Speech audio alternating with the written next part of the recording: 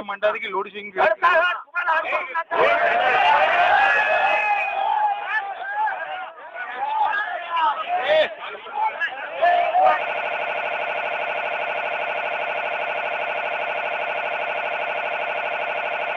अशरफ भाई अस्सलाम वालेकुम, कैसी तबीयत है आपकी? वालेकुम अस्सलाम। तबीयत कैसी है? अभी थोड़ी ठीक है तबीयत। क्या मसला हो गया ये? अब मसला कहाँ छुपा है किसी से साहब। ठीक है, आपकी तरफ से यानी उसकी सफाई अच्छी खासी हो सकती है। अभी भी ऐसा लगता है कि सफाई मैं दूँ। नहीं नहीं, फिर भी ये इस मामले के बारे में आप जितना साफ बोल सकते हैं, दूसरे लोग तो घुमा घुमा करके अब यहाँ पे चर्चा हो रही है कि भाई वो उनको शिवसेना ने झगड़ा करने के लिए बुलाया था, या वो जो है ना क्या नाम है हमारा प्रोग्राम ख़राब करने के लिए इस तरह से जो है ना शॉर्ट में कहा है। बहुत अच्छी बात है। इकलौते एक बेटे को लेके मैं तन्हा आ जाता हूँ अपने सिर्फ एक बच्चे के साथ में जी। और थाना में शिवाजी महाराज पुतले के नीचे इनके पूरे बड़े जमावड़े के बीचों बीच अपने इकलौते बच्चे को लेके झगड़ा करने जाता हूँ। तो ये आपको हजम हो रही है ये बात, आपके समझ में आती है ये बात? हाँ, उन्होंने कहा माँ की गाली दे दी है। साहब ये सवाल का भी जवाब जो है अल्लाह ताला ने इतने उन्होंने मोबाइल्स जो है वहाँ पे लोगों के पकड़ पकड़ के तालाब में फिरवाए जिन्होंने रिकॉर्डिंग की थी। सोशल मीडिया के माध्यम से उनके प्रवक्ता कह रहे हैं माँ की गाली दी। नहीं, फिर भी देखिए उन्होंने जो कुछ भी हुआ उसकी रिकॉर्डिंग हुई जी। एक रिकॉर्डिंग तो टाउन पुलिस स्टेशन ने जब्त की है जी। और उसके अलावा जो मोबाइल उन्होंने पकड़ पकड़ के जो पानी में फेंका है जी। तो भी अल्लाह ने एक मोबाइल ऐसा निकल आया, क्लिपिंग ऐसी निकल के लोगों के सामने आ गई जिसमें बात एकदम क्लियर हो गई है और साफ तौर पे देखी जा सकती है। बल्कि यूट्यूब पे और इसमें महारती में आपने खुद ने उसको अपलोड किया है जी। और आप ये देख रहे हैं उसके अंदर कि मैंने गाली नहीं दिया हूँ, बल्कि आप उसको आप क्लिप को दोहराएंगे तो आपको गाली देते हुए फ़ोन नज़र आ रहा है, वो साफ तौर पे दिखता है। नहीं तो ये जिस तरह से इस मामले को टर्न किया गया है, इसको वायलेंस पैदा हो गया उसमें, जो क्या वजह थी, कौन लोग थे वो, किसने जो ये आप पर हमला करने के लिए उकसाया या किसने हमला किया?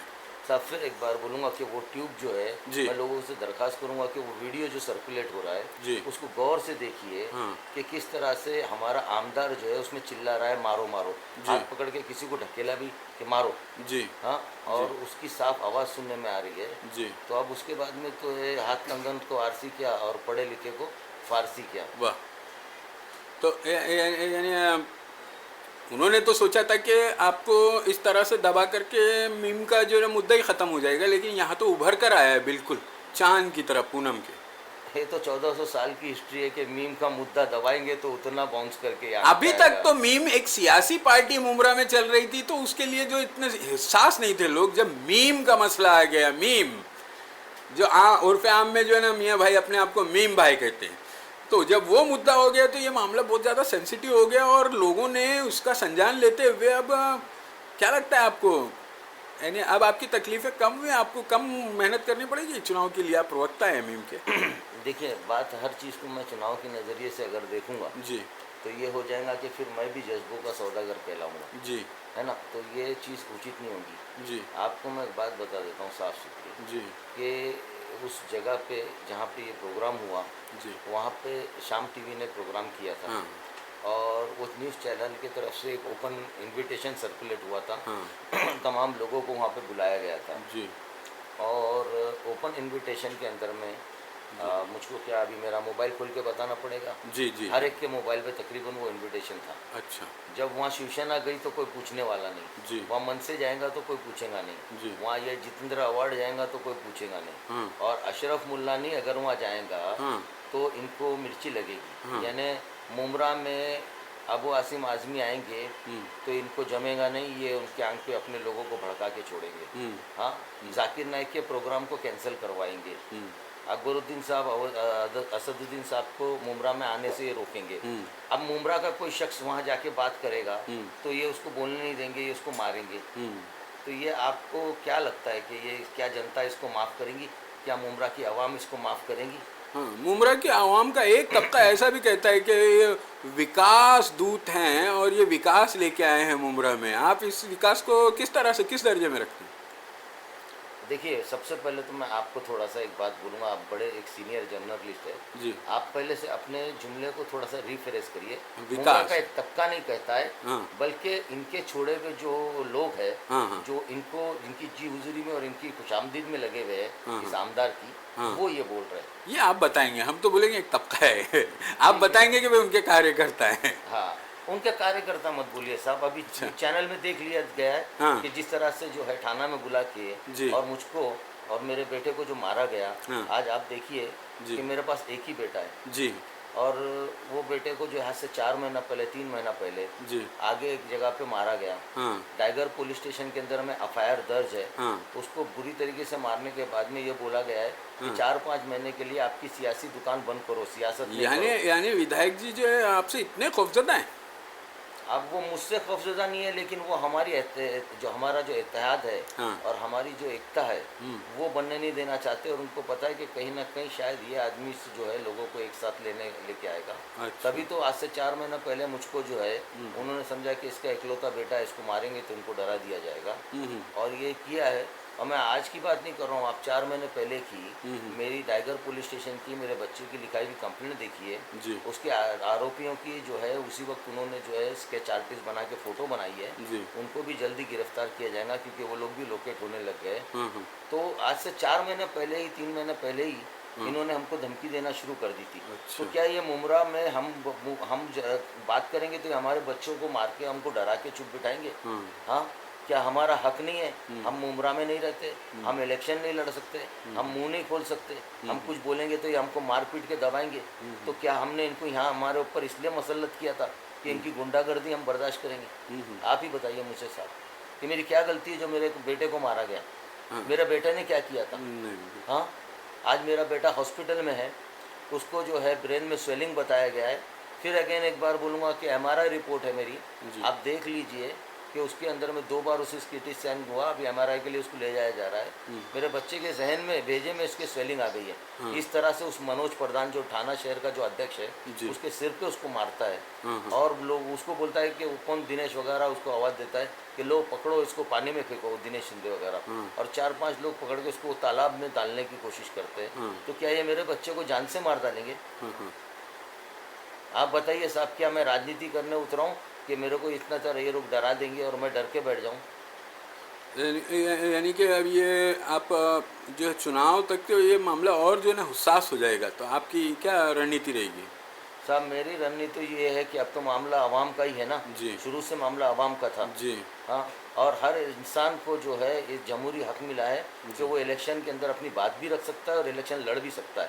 अगर वहाँ पे शिवसेना ने कुछ बोला था तो इन्होंने कुछ नहीं बोला, मनसे वालों ने बोला तो कुछ नहीं बोला। जी। और जैसे ही मैंने ये बोला कि भाई आपने ये क्या लगा रखा है, माइनॉरिटी फंड के नाम पे जो है आप तालाबे बनवा रहे हो और ये सब कुछ कर रहे हैं। अरे आप तो आमदार है, आप ये तमाम फंड से जो है दूसरे डेवलपमेंट के काम करिए। और माइनॉरिटी का फंड तो एक्सक्लूसिव इसलिए होता है कि उससे जो है माइनॉरिटी की लाइब्रेरीज बने, इनकी यूनिवर्सिटी कॉलेजेस बने। माइनॉरिटी के ऐसे काम होते नहीं है जहाँ पे जनरल बजट में उनका काम होता है। तो ये सब चीज़ें तो डेवलपमेंट के मुद्दे पे इन्होंने कुछ किया नहीं। हाँ, जब बात आती है कॉरपोरेटर्स की तो सारे कॉरपोरेटर निकम्मे हैं, यही कर रहे हैं। तो ये इनकी जो दबंगाई है और इन्होंने जो एक ये किया है, अरे भाई आ गया कोई आमदार कैंडिडेट कोई आ गया तो कॉम्बिंग ऑपरेशन करवा देंगे हमारे लोगों के साथ। लोगों को नहीं मालूम है कॉम्बिंग ऑपरेशन के पीछे किसका हाथ था। हाँ, लोगों को नहीं मालूम है कि हमारे लीडरों को मुमरा में आने। अरे भाई आप देखिए जिस तरह से इसराइल ने फ़लस्तीन को और गाज़ा को जो एक सीज़ में रखा है, कोई मुस्लिम ममालिक कोई कंट्री उसको जाके मदद नहीं कर सकती, कोई इस तक पहुंच नहीं सकती। ठीक उसी तरह से ये इजराइल का ट्रेंड आदमी जो है कि रेगुलर इजराइल जाने वाला आदमी है। ये अभी मैं इसको बोल रहा हूँ कि ये कोई मैं ऐसा कोई आरोप नहीं लगा रहा हूँ, सबको पता है। और वहाँ की ट्रेनिंग आप देखिए कि वही चीज़ यहाँ अमल में लाई जा रही है कि बाहर का कोई लीडर इधर आएगा नहीं और यहाँ का कोई शख्स अगर जाके थाना में अपनी बात रखता है तो इस तरह से मारेंगे कि उसकी और उसके बच्चे की जान लेने की कोशिश करेंगे। उस वक्त आपके साथ में और कितने लोग थे? साहब मैं यहाँ से निकला तो मेरे साथ में मेरा बच्चा था जुनैद मुलानी, मैं और ताहा हुसैन, और चिंतामन ज्वेलर्स के सामने मेरी गाड़ी पार्क थी। वहाँ पे गाड़ी पार्क थी, बच्चे ने गाड़ी पार्क की और हम लोग वहाँ पहुँचे तो हम लोग 15-20 मिनट शायद लेट हो चुके थे और वहाँ प्रोग्राम के लिए तमाम पब्लिक भी जमा थी और मनसे के दो वहाँ पे स्पीकर्स मौजूद थे।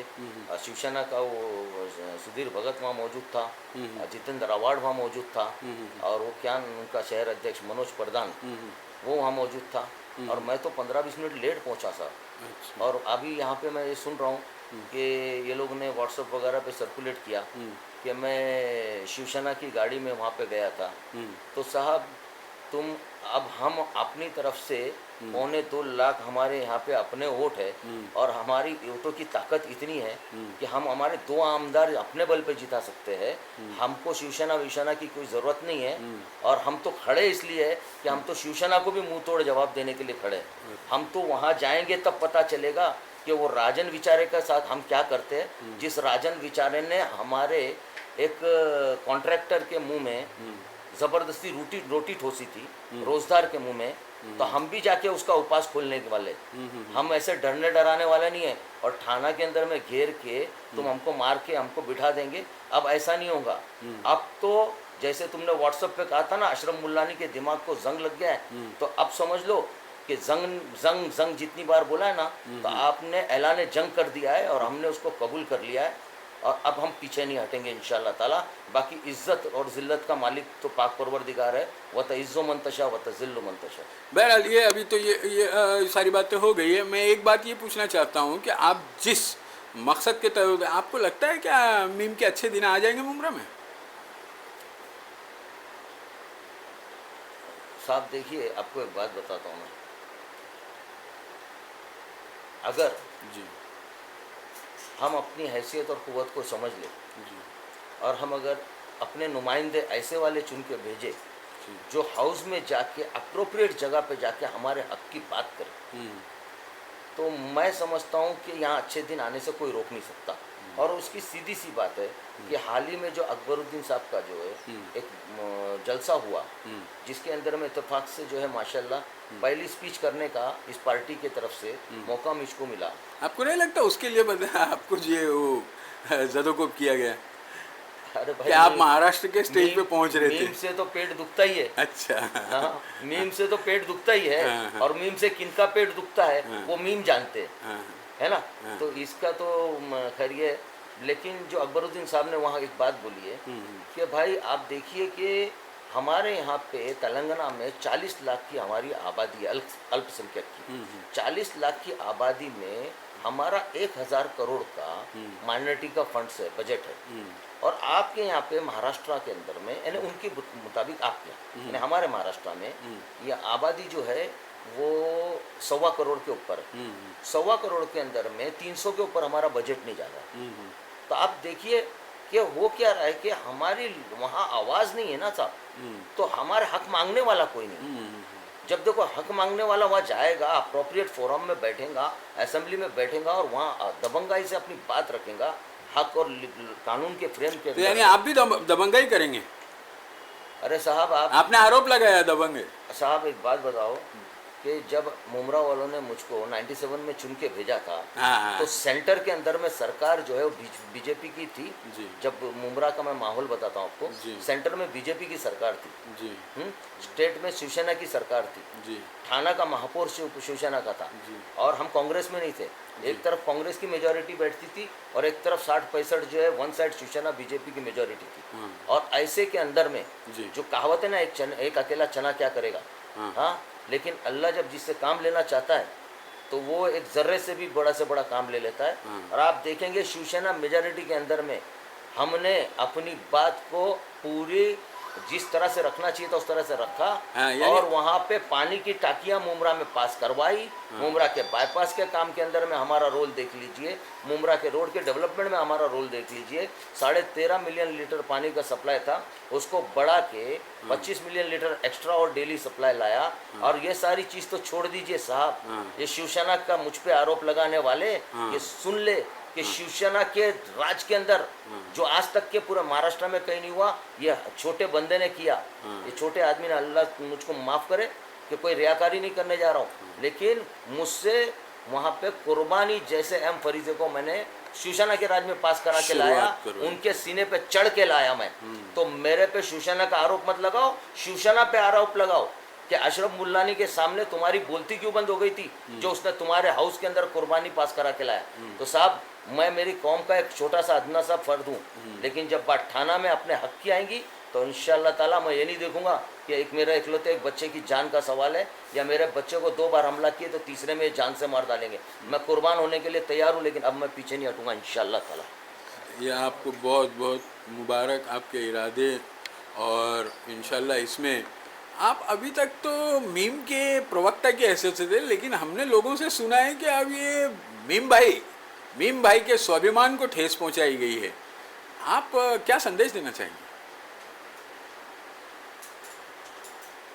संदेश तो देखो ऐसा है ना कि जिसके दिल में इतना भी ईमान होगा तो उसको ये गवारा होगा कि थाना में तालाबपाली में छत्रपति शिवाजी महाराज के पुतले के नीचे वहाँ पे बुला के मुझको ये 60-70 लोग घेर के मारेंगे, ये किसको गवारा होगा? और अगर गवारा नहीं हुआ है तो कौन सी हैरत की बात है? क्या हम क्या इतने सोए हुए लोग हैं? अब हम नहीं, अब हमारा इत्तेहाद बोलेंगे इंशाअल्लाह ताला, देख लेना। शुक्रिया, हमारी एकता बोलेंगे। और दूसरी बात माइनॉरिटी का फंड, माइनॉरिटी को फंड क्यों अलॉट होता है कि भाई दूसरी जगह पे माइनॉरिटी अपना हक लेने में थोड़ी सी कम पड़ती है, तो वो फंड से आप अपनी यूनिवर्सिटीज, अपनी कॉलेजेस, अपनी लाइब्रेरी, ये सारी चीज बताइए। उसके बजाय माइनॉरिटी का फंड लाके तुम गटर और नाले बना रहे, माइनॉरिटी का फंड नाले गटर में डालेंगे। हाँ, आज तुमको मुमरा ने दिया ना,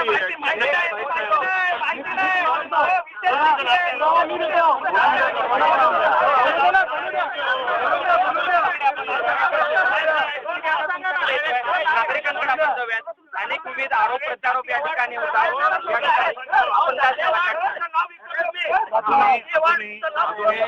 मंडळाची लोड शेडिंग